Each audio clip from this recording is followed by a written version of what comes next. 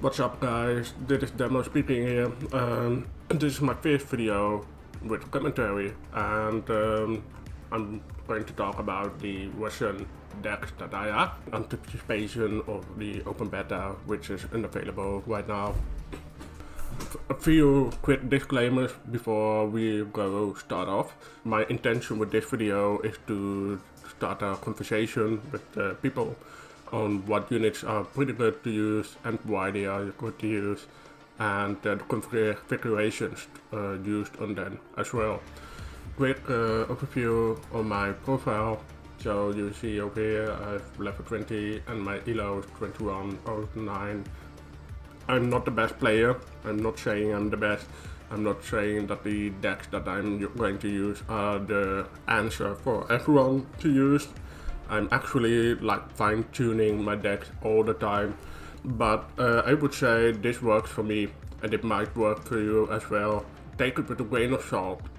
So let's take a look at my first deck, and that is the armored and coastal forces, and you will see over here standard. So I'm going to use this deck in a lot of various situations, various maps. It's pretty versatile, you can use it anywhere, I would say. So let's take a look at the first unit.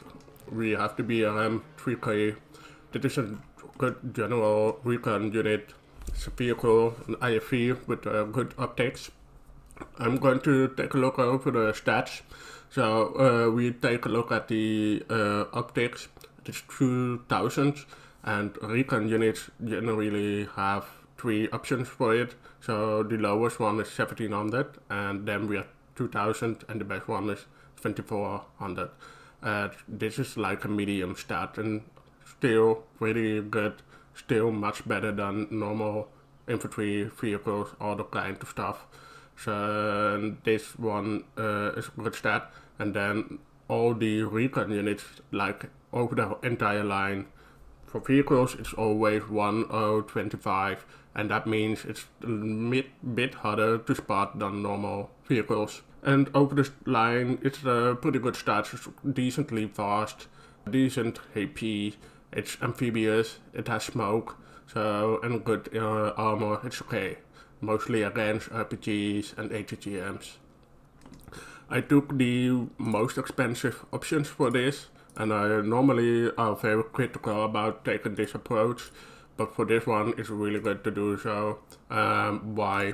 Because the 57mm gun is good against pretty much anything, be it IFVs, be it vehicles. It can even shot tanks and the sides.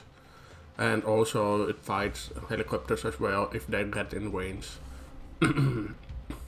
Then we have the ATGM, and that is, I would say, not that special, but it helps. It's fine, it's okay. It's like 10 points more, 45, 55, and yeah, it's a good deal. Just take it, I would say.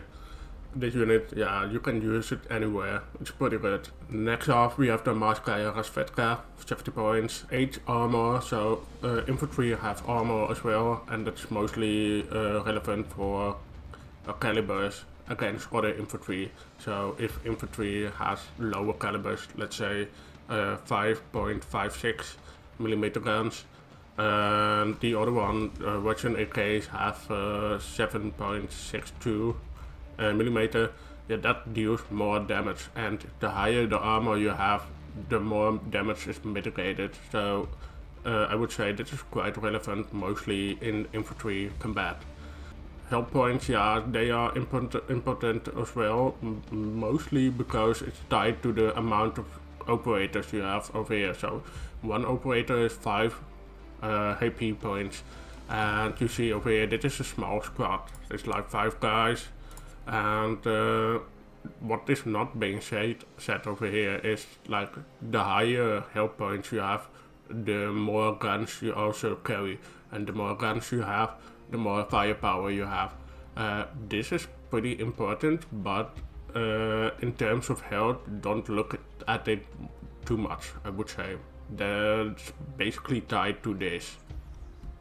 Then we see over here the recon stats, it's 1700, yeah, that's not really that impressive, but it's better than most normal infantry or vehicles. So I would take it on the front line in conjunction with other infantry, like let's say the Motostrelki or the engineers. So they keep help them because of the vision they add to them. Let's compare it real quick, 1700 and 1200 C. And that is their main use, and also they are a bit more stealthy, 2.5. It means that they are harder to spot.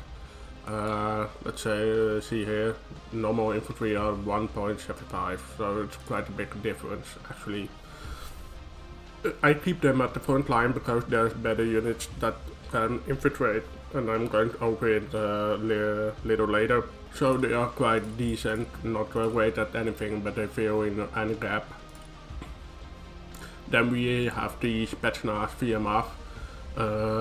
This is a frontline unit that doesn't have a lot of guys, not a lot of health, but pretty good armor, but not against vehicles. This one is really good if you use it in buildings and with a bit distance between other enemy infantry. So they have in total 4 sniper rifles and marksman rifles together, and what they do is basically ignore cover.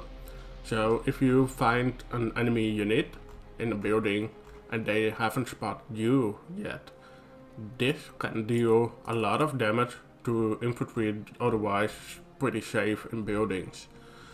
And so I would say this is the hammer unit on the front line, whereas the Morskaya Razvedka is like an anvil, so for defending and sparring damage. This is pretty expensive as well, 110 points, so I wouldn't take too much of them, because infantry are still in generally, like the whole class weight is pretty squishy. They can die to anything, so yeah, don't take too much of them, I would say. But they're pretty good at other infantry. Alright, and next off we have the T-90M Razvedchik. That's an MBT tank, T-90M, with really good optics. And this recon tank has the benefit of being able to snipe in scene against other hostile enemy tanks. So I'm going to include a visual piece to it so you can see it yourself afterwards. But what is good about this unit is basically the added stealth value for such a good offensive unit. What I do is the quad AMG, that is basically a must-have. You don't think too much about it, this deals more damage, it's always good. And then the optronic mask is what I would say pretty important, because it turns into 1700 to 2000, which might impact its ability to spot enemies in forest. So if you decide to open with a lot of tanks, let's say you have 4 T-90s up and you want to do a frontal opener with tanks, and you need something to drive along with the better optics, then this might be a good option to go in along with them tanks, just in average in combat. I wouldn't say use this as a real complete dedicated recon unit, but rather a good tank with better optics than most. That is how you should be able to use it. But one more important advice I have for this one is to keep it at max range as much as possible. In this case that should be 1400 meters. Let's see if it goes for any shell, yes. And as long as it is for at max range, it stays more safely because enemy tanks and other targets have a harder time to spot it at max range. That is where it shines. And also you should keep it as much as possible at the edges of the forest, so it becomes even more stealthier.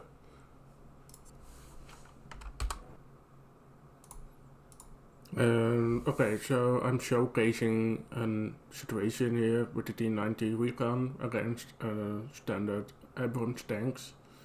You see over here that the Abrams has to get closer, it's spotted now. Now I'm going to drive it back to max range. And you will see here that the tank struggles to spot my recon tank. That's because of the 1.25 stealth value. So with a bit of micro use, this tank can be pretty good. And here it wins. This is the backline unit that I'm going to use. I'm going to change real quick to the ADS rifles. This is a low squad with 4 people. It's really small. They die pretty fast. Their optics are pretty low actually, but I view them as a sniper team without snipers. You see over here they have a 3 stealth value. That means that they are really good at staying hidden and spotting enemy backline units and maybe even frontline units safely. But other than that, they can do a lot of damage. You see over here they can airdrop. They are amphibious, so they can just walk as a game mechanic over water. Like, you know, take a picture in your head and feel how Jesus walk on water. That is what these guys do. Yeah, I usually take like 2 of them, but add some room left in the points, so I took 3. Yeah, but don't expect them to do much with spotting, because they can real quick. This one has optics of 1700, and then, okay, it's not here. I'm going to take a look here real fast. PDSS, okay. So this is quite comparable, right? They are both very stealthy. This sniper has 3000 optics, so it's better at spotting enemy units, actually. And you might want to take the snipers instead of PDS. It really depends on what you want to do with the backline units. Normally I disable any of the guns. They are not going to find fire at all, like never. Even if you have a target real quick up close and this one can do damage to it, you normally don't want to do that, because that will give away its position. And just keep spotting it and use, like, you know, aircraft support or artillery to kill the enemy target, and then they can move on safely further forward. Yeah. Back to the deck. So that was the recon tab. Let's move on to the Motostrelki and the infantry. This is basically Russia's best anti-tank infantry mainline unit. So the RPG 28 is a lot of damage, 900 penetration. That is quite high, so it means that it's going to penetrate higher values of armor. So think about the Abrams tanks.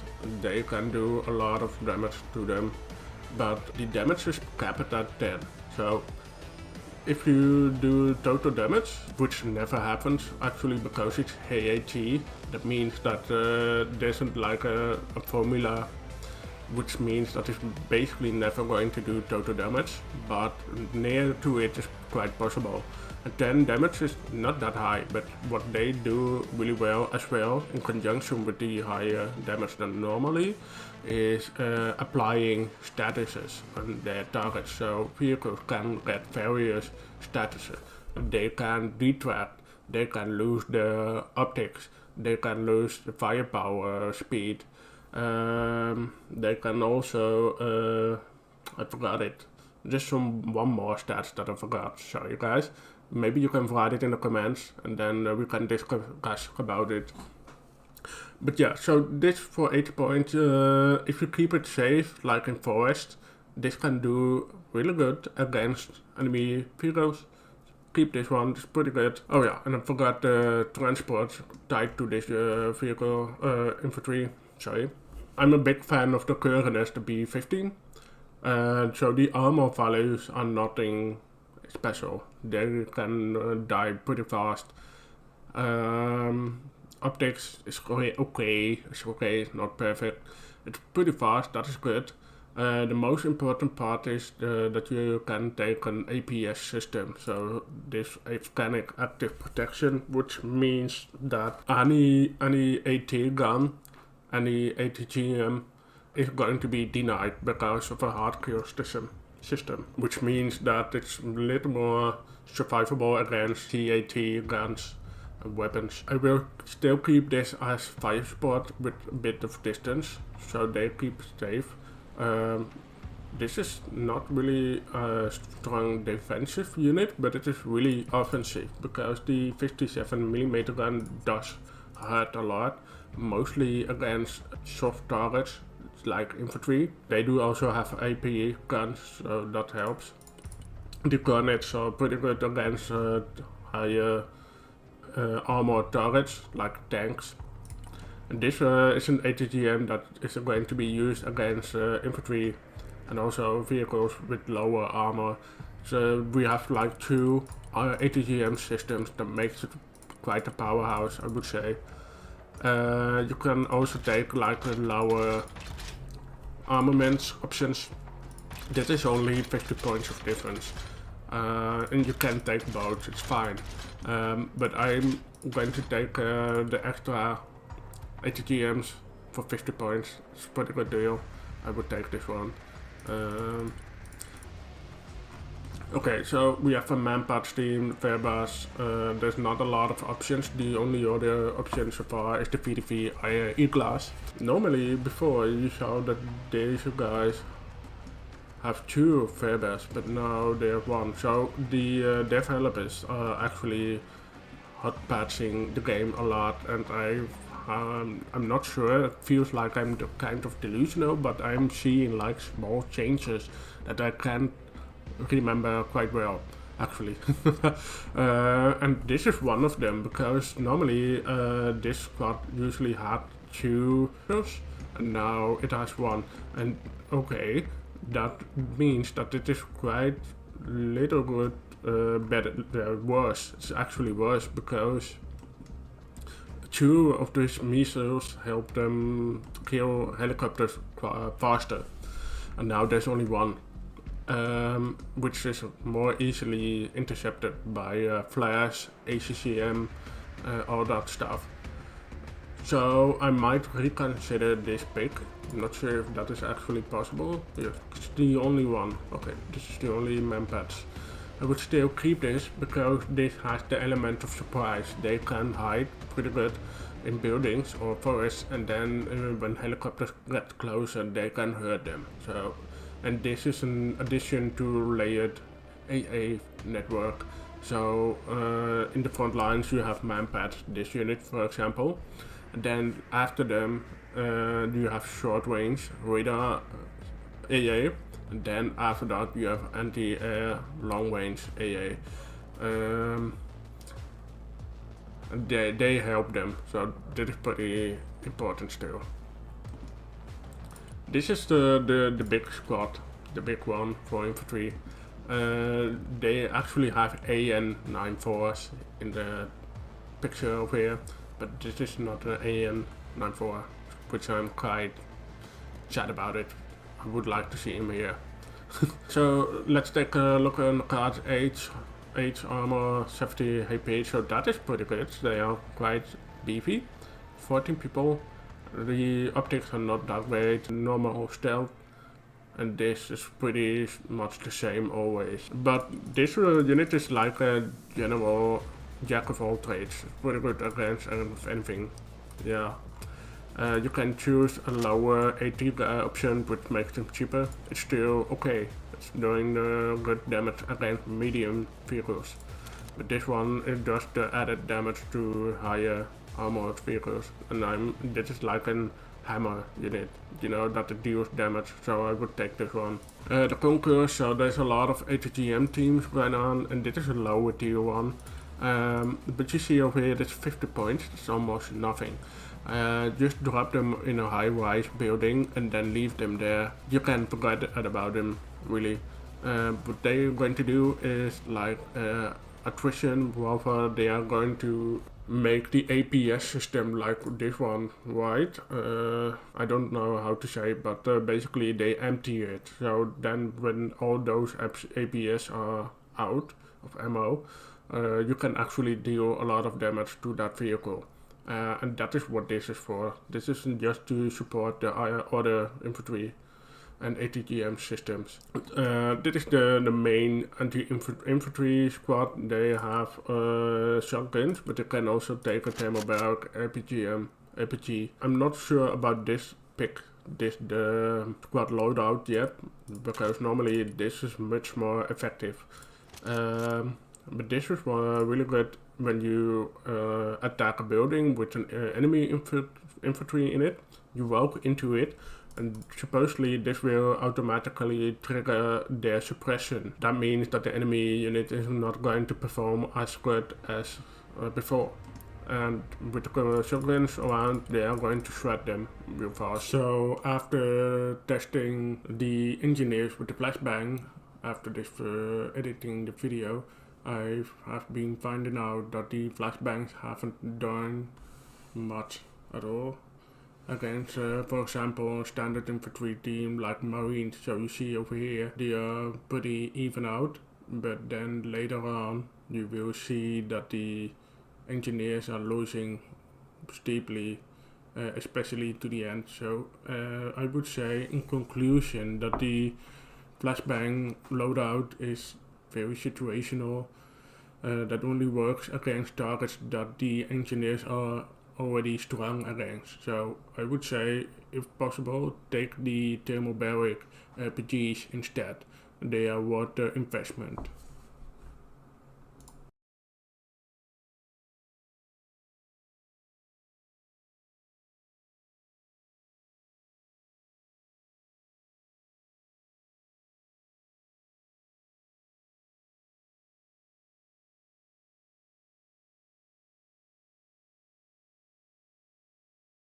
This was also a really good option, but you see over here that I'm going to lose in the limit, so I have to make choices again.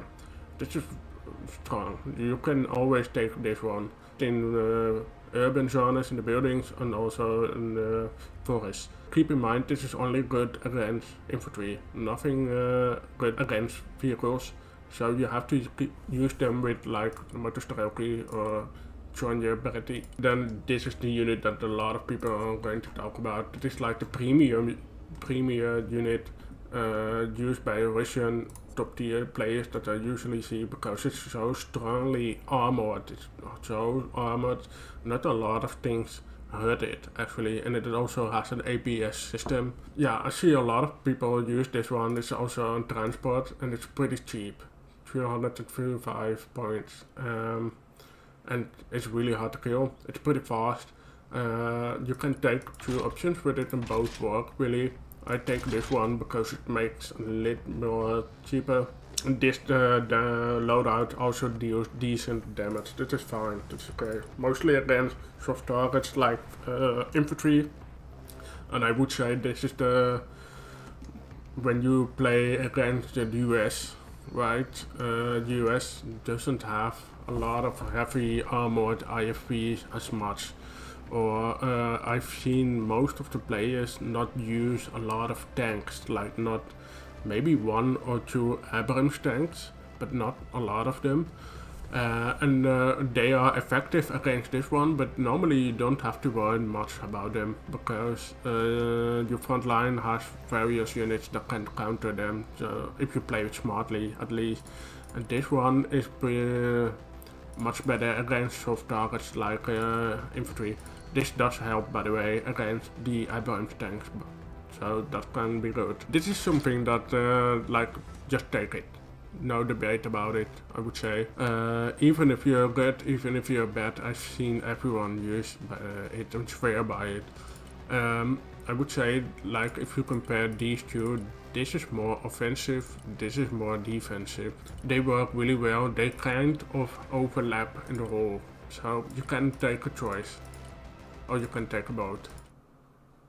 Alright, so I've been saying that the T-15 is very survivable due to its armor and the APS system, and I am actually testing it out here in how much it is actually survivable against rocket launchers. You will see it now.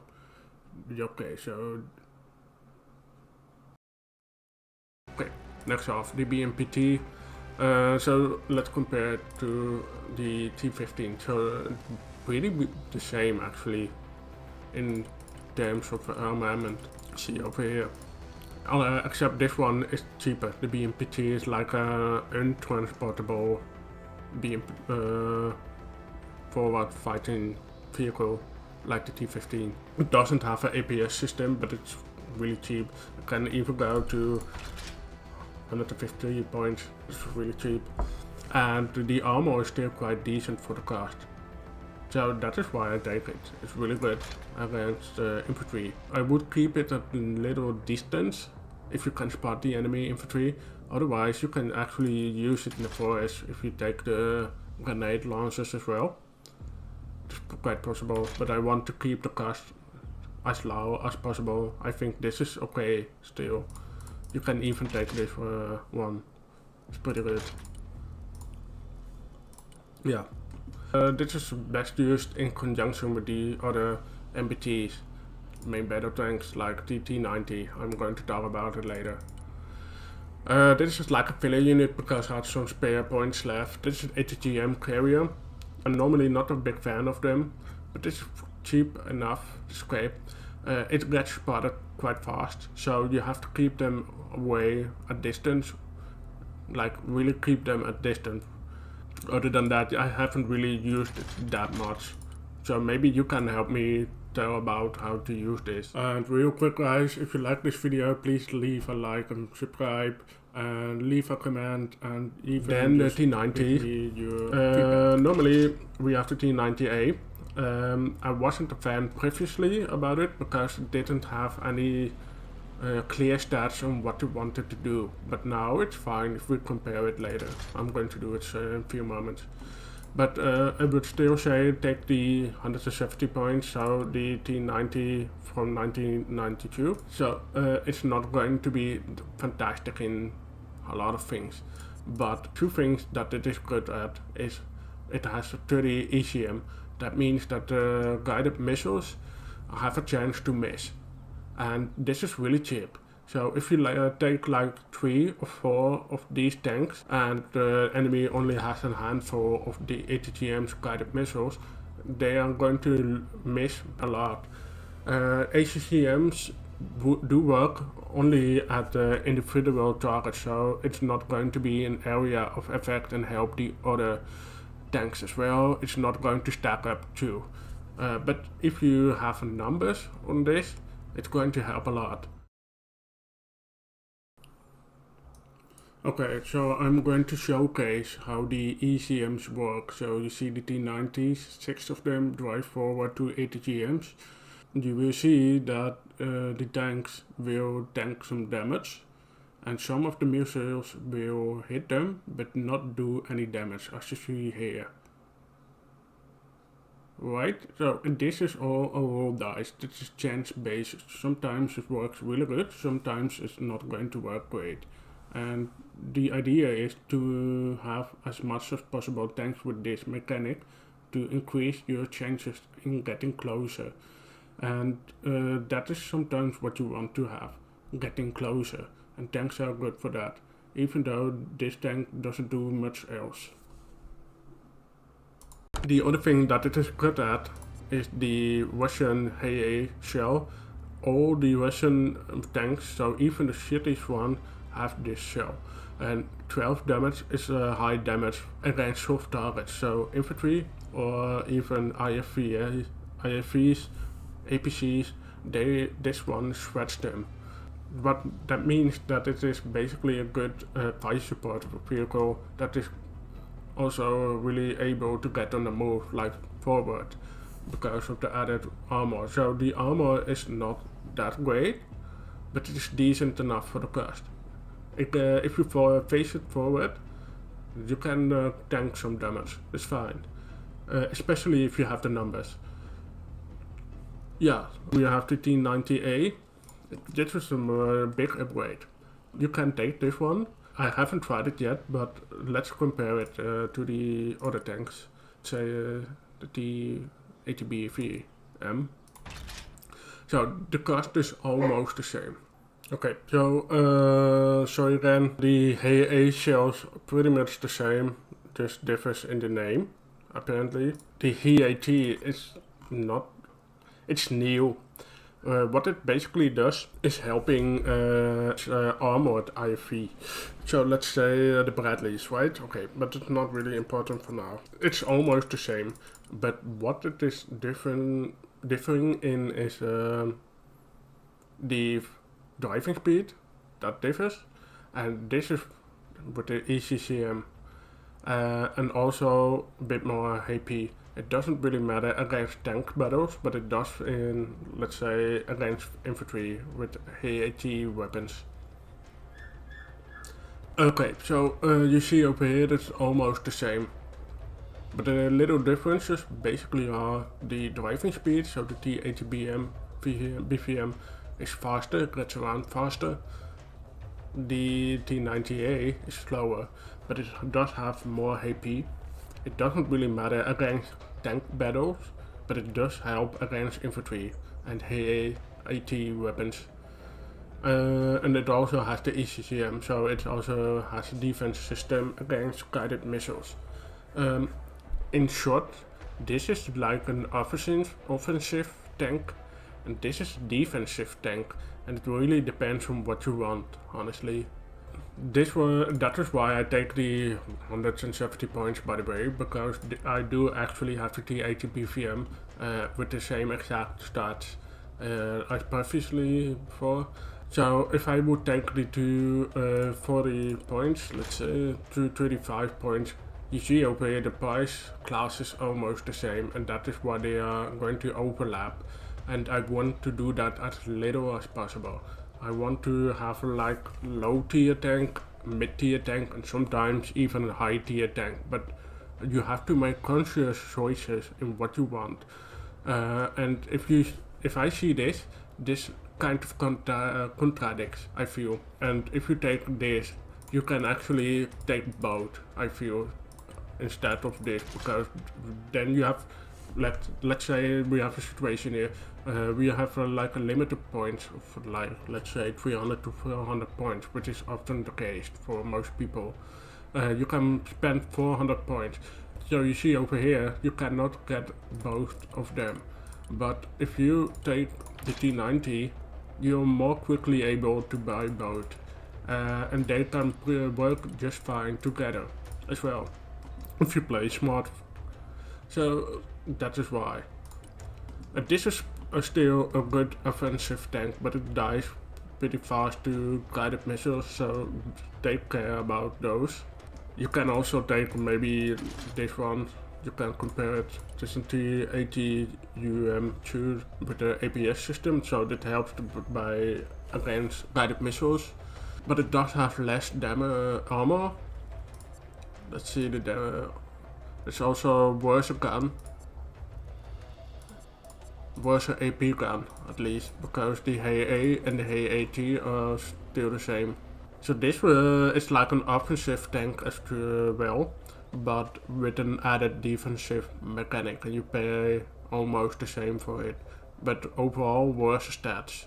So this is also a choice that you can make. I chose this one because with a micro you can do a lot with this.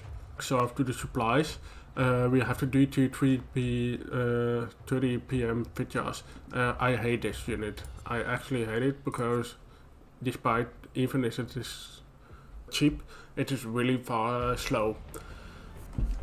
It doesn't get around really fast, but you need it because there's no other option. Yeah, and you do have options in the helicopters, which I'm going to talk about. But yeah, you still need this. It does have the capacity to use 30,000 supplies. You never really do that, and it makes you really vulnerable. Normally I'm going to take like 5,000 to 6,000, because otherwise that's a lot of points going to be wasted against good enemies. Good enemies will find this. They will find this and they will bump it, and you don't want to bump to lose this to the bumps with a lot of points involved. So you want to spread it out as much as possible, like 2k, 3k, 4k points around. So even if you lose them, there's still points around left. This is the first anti-air system, the Derivatsiya. Why do I take this loadout instead of the Spetsnaz? This is actually better, I feel, because helicopters at this stage of the game are very survivable due to how the flares work. So they have flares like aircraft do, and if they activate them, that's basically going to guarantee their survival against missiles, at least in first instance. So if they bring them back, yeah, they're still living, they can replenish and then they're fine, come back. But this one is a gun, and guns simply hit. And it also has pretty strong ranges, 1900, which is not that far from low alt missile 1800. This does quite decent damage, and it has a good surprise element against helicopters. And it also fires on aircraft as well. I have seen this prevent an airdrop in its own, so it's really good. And it's pretty cheap as well. I would take this. Alright, and here I will quickly showcase how it performs against helicopters. So normally when you fire missiles in first instance, they will send flares and survive. In this case, it just shoots. And this is an anti-air system S300. Most people use it, as far as I know. Personally, I have still to learn to multitask this one, because good players normally will find this, they will bomb it, they will use SHORAD systems, anti-radar systems, and this makes it really susceptible to various threats. It's also kind of expensive, 200 points, and it's really slow, but it does have a lot of range, so that might help it. This does profit from having a layered anti-air system. So if you have like a SHORAD in front of it which can intercept missiles, then that might become a lot more survivable and stay around longer and intercept enemy aircraft.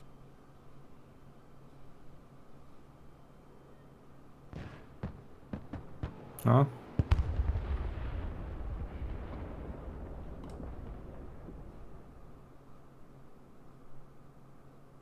Do you want me? So this is a really important unit, but it doesn't do much standalone. You need to support it with smaller anti-air systems like Manpads, Tor-M1, Pantsir, and then S300s respectively. This is my primary anti-supply sniper, basically. So I use this mainly to snipe enemy supply points, because supplies cost points. Just like 1000 is 10 points. So if an enemy has 10,000 points, that means that it's lost 100 points. And that's just over big time, that can be a good deal. It's mostly like utility. I have taken the extended range because it helps it stay a bit cheaper, a bit more safely. So I have it on extended range because it helps it stay more safely with the added range, and it also helps with the dispersion if you do get a little closer. Okay, the idea to snipe these supplies is because they are so important for healing units, and with this mechanic you can safely deny them that resupply ability and keep them weak. This is my mortar system. I only use it because of the smoke. You sadly don't have any other option for more smoke, but why do I take this is in conjunction with my frontline units. So if I smoke is a very powerful tool because it manipulates the line of sight for yourself but also for the enemy. So guided missiles might be prevented to fire on your tanks, and then your tank comes a bit closer where they can't do anything because the tanks are so close that they shoot back at the missiles, tanks or vehicles or even infantry.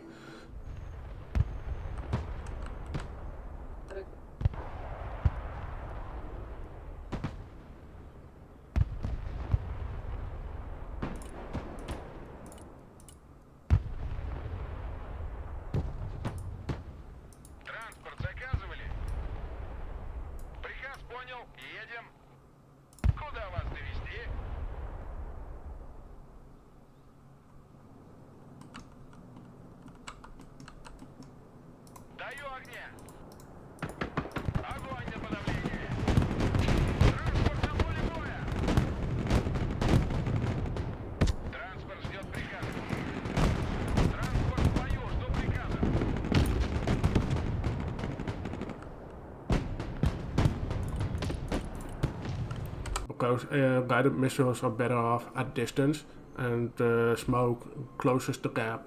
It's really powerful. I still use it a lot, and I still have to learn to use it even better. But I would encourage you guys try to use smoke.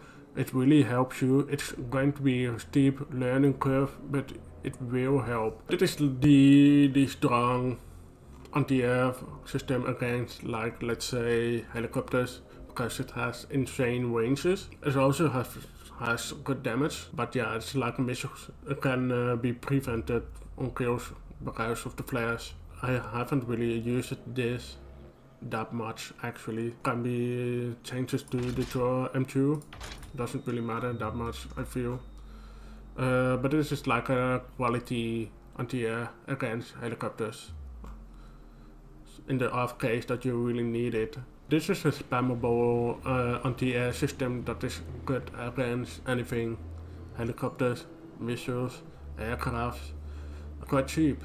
It has 8 missiles and you can take 300 points for 16 missiles, and this option, the 300 one, can also fire on the move. So that is a really strong capacity, but I do still prefer to be cheaper off and spam. This is more reliable for me. So this is what I use most of the time. Like good against anything, yeah. Then almost to the end we have the helicopters. We are going to start with the KA-29.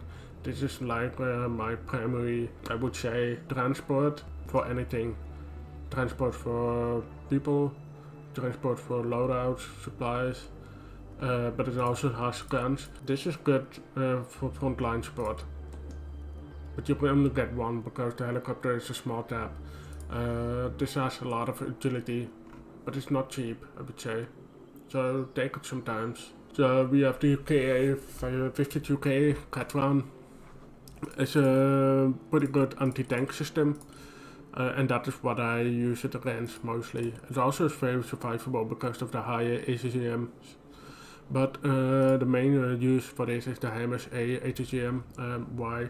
Because it's a stop attack. Stop attack is a really important mechanic because it bypasses a lot of environmental obstacles. So normal ATGMs can be stopped because they lose the line of sight.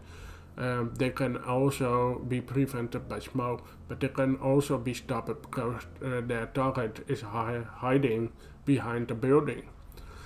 And the building stopped the missile, and the top attack actually bypasses that, goes over the building and still hits the target. And that is really important. It also has really good range, by the way, and that is the main thing on this helicopter. And this is like the bigger helicopter for supplies. It can carry more supplies too, but the one drawback with this one is that it is way more visible.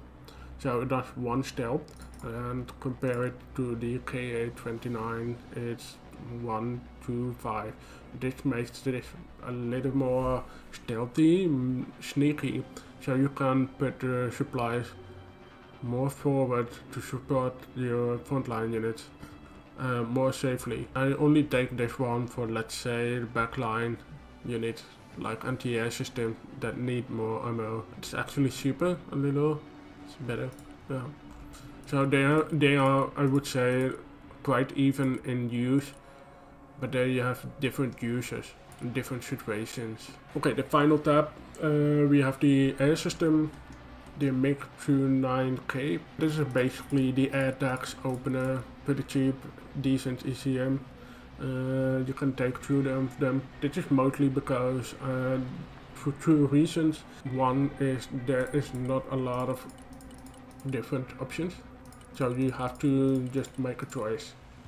And I ended up with this anti-air loadout because my teammates might want to open with jets and aircraft, and you would still want to keep this available to support them in the opener. And other than that, they can be used against recon drones, because in the higher elos I have found competitive players used a lot of recon drones, both the bigger and the smaller iterations, because they are so cheap. So and they can also attrition the anti-air systems, like the S300 only has like 2 or 4 missiles. It runs out real fast for a cheap unit for 50 points.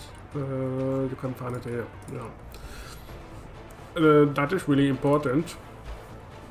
You can spam them, just not in this deck sadly. And this is a good option to deny, let's say, the global hawks or the Orions, even the smaller options. And you really want to do that, because otherwise they can get eyes on your entire front line. Like I've seen it happen. People get the entire picture and they can do anything they want to counter you. The recon drones are really strong. So this helps against them, but it runs out really fast. This doesn't have a radar, and that makes it harder to spot. This is pretty good against it, and because this lower cost is still pretty spammable, you just have to put it decently up to the front. This one is pretty safe to do. There's better options. I just took this because of lack of options. And if you want to target the recon drones, take as much of range you want to. And lastly, we have the Su-33, large aircraft, and I have rockets on it, Su-5 rockets. So you can think on them as anti-tank aircraft systems with dump rockets. What it does is basically you have to aim really well. It takes a lot of micro, but it does a lot of damage. You can even two-tap high-tier Armata tanks or Abrams tanks if you take the good aim on it. It's also pretty cheap. You can do even cheaper at 300 points, that makes it really cheap, but then you can lose it real fast because it doesn't have the ECM defense mechanic. And I really want to keep him back because it returns the points to a degree. I have to try this still. I've heard it works really good, but it's quite micro intensive. So let's say only 2 of them, if they hit the tank, it dies. It doesn't matter what kind of tank it is.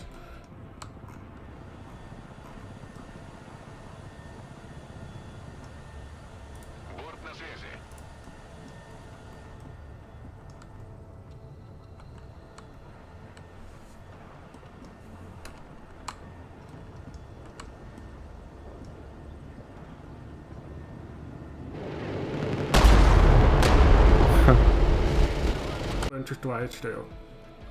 Okay, so this concludes my deck. I hope to hear what you guys think about it. Again, this is not the best deck. It's not the best answer to anything. It's still my deck. It's personal. It works for me against good players. Please share me what you think about it, what you have for suggestions. yeah, and I hope to start a conversation. Alright, and so this concludes my first deck. It's taken a lot more time than I actually anticipated, so I'm going to stick with this one for today, and then I will discuss the other ones later on the other days. So quick disclaimer again, I'm not the best player. I would like to think I'm pretty good, but I will have my ass handed by better players any day, time of the day. So yeah, you see over here I'm only like 31. There's way better players around there. There's also players that are below me, but they are in effect still better than me. But I hope to have shared some insights on the decks, what works for me, what might work for you. And my main intention again is to start a conversation to get people to discuss about what is actually good, what is actually not good. Okay, and with that being said, this is my first video with commentary demo out.